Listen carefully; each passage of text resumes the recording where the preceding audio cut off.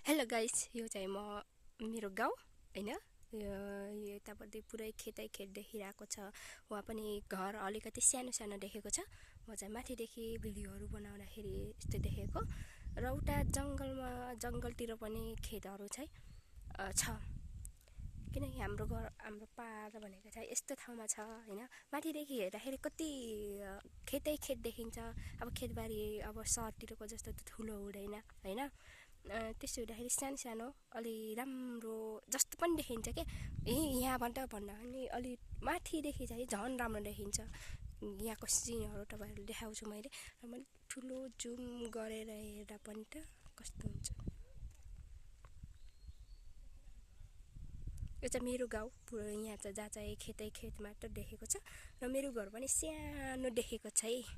मेरो घर पनि सानो देखेको छ। यस्तो बाटोहरू पनि सानो सानो छ। यही जङ्गलबाट चाहिँ हामी जाने हो किनकि अब यहाँ काम पर्दाखेरि माथि आयौँ र खासै हामी पनि यता माथि चाहिँ यहाँ पनि गाउँघर छ तर मैले भिडियोहरू चाहिँ बनाएको छैन यता।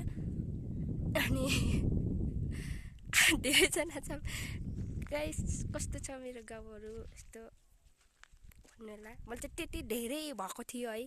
म चाहिँ उस पनि टिकटकमा उसमा पनि नआएको, युट्युबमा भिडियोहरू अपलोड गरेको थिएन किनकि म आज हिजो अस्ति बल्ल गाउँ आएको छु। र बाटो चाहिँ हाम्रो त्यति ठुलो चाहिँ हुँदैन किनकि गाउँघरको बाटो यस्तै हुन्छ है। जहाँ पनि गाउँघरको बाटो त यस्तै हुन्छ।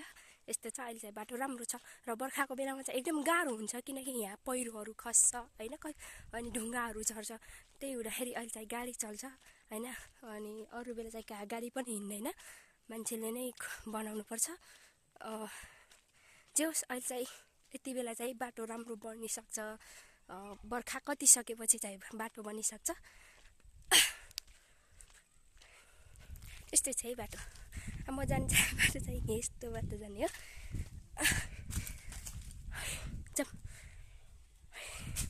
सर्टकट बाटो अनि रोडको बाटो गयो भने चाहिँ घुमाउरो हुन्छ है हामीलाई।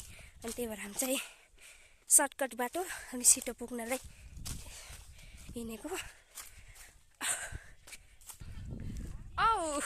यस्तो देखिन्छ यहाँदेखि चाहिँ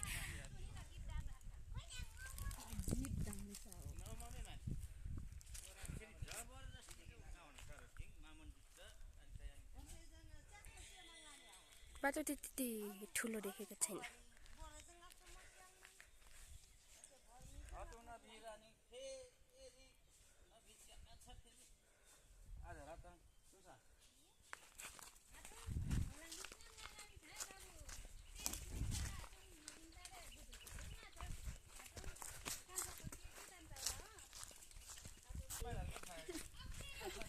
जङ्गलको बाटो यस्तो छ।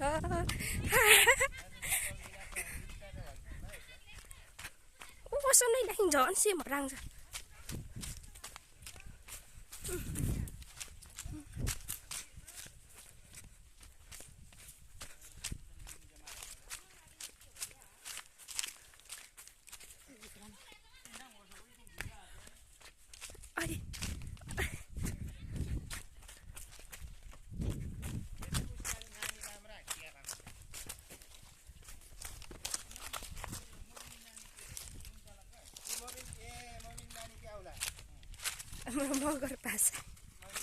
मगर भाषा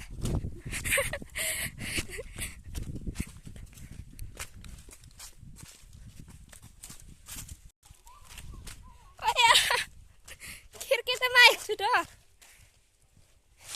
म त बिचमा परेन त नहुन्त है भिडियो खासमा नकै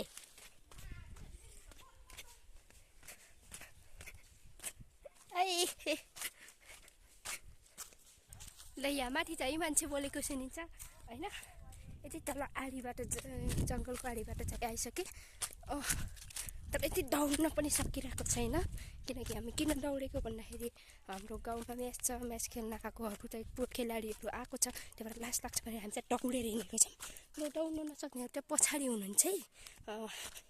मगर भाषा बोल्दै आफ्नो भाषा होइन, सबै ठाउँको आफ्नो भाषा वेशभूषा संस्कृति हुन्छ। त्यही अनुसार हामी चाहिँ धेरै यता मगरहरू मात्र धेरै भएको भएर मगर भाषा मात्र धेरै बोल्ने गरिन्छ। विशेष गरी यहाँ चाहिँ मगर भाषा नै बोलिन्छ।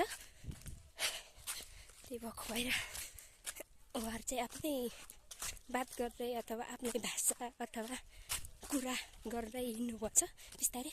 र चाहिँ लास लाग्छ भनेर यस्तो दौडेर आएको छ कि र म चाहिँ किनकि दौड्न पनि सकिरहेको छैन, हिँड्न पनि सकिरहेको छैन। बिहान त म बल्ल बल्ल उकालो गएँ होइन, अहिले त म बल्ल बल्ल झरिरहेको छु बानी नपरेर। अझै अलिकति अप्ठ्यारो भयो होइन। अब चाहिँ खेततिर पुग्न लागेछ भने चाहिँ अब आधी घन्टा पछि 30 मिनट जतिको चाहिँ अब घर पुग्यो चाहिँ 30 मिनट जति चाहिँ घरमै पुग्छौँ। केही छ अब चाहिँ खेतमा आयौँ। खेतमा आइसकेँ म चाहिँ र खुट्टा पनि हिँडेको छैन कि, खुट्टा पनि हल्लिएको छ कि यस्तो। विशेष गरी चिप्लिङ के भनेर डर पनि छ किनकि यो पातहरू सालको पातहरू झरेको छ, यो एकदम झुक्किन्छ अनि यहाँ चिप्लिन्छ पनि, अनि त्यही भएर डर पनि छ लुटिन्छ कि भनेर।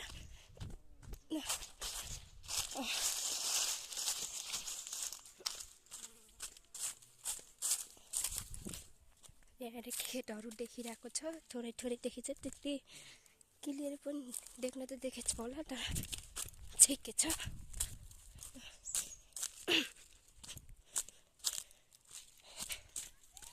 हजुर अब खेतमै आइसके, खुट्टा चाहिँ हिँड्न मानिरहेको छैन कसै नि होला। यो चाहिँ कति राम्रो घर बनेको थियो यता चाहिँ, अनि यस्तै पहिरो पुलत्तै खसेर यस्तो भएको छ अहिले। पुरै त्यो खेतहरू नै तल खसेको छ, तल चाहिँ उस छ के सानो खोला छ, खोला भन्दा पानी पनि सुकिसकेको छ। कसै त उहाँ अगाडि पुगिसक्नु भएको छ किनकि म त हिँड्न सकेको, कसैलाई म चाहिँ बिचमा छु है, हिँड्न सकिरहेको छैन। हाम्रोतिर खेत चाहिँ यस्तो हुन्छ है, यदि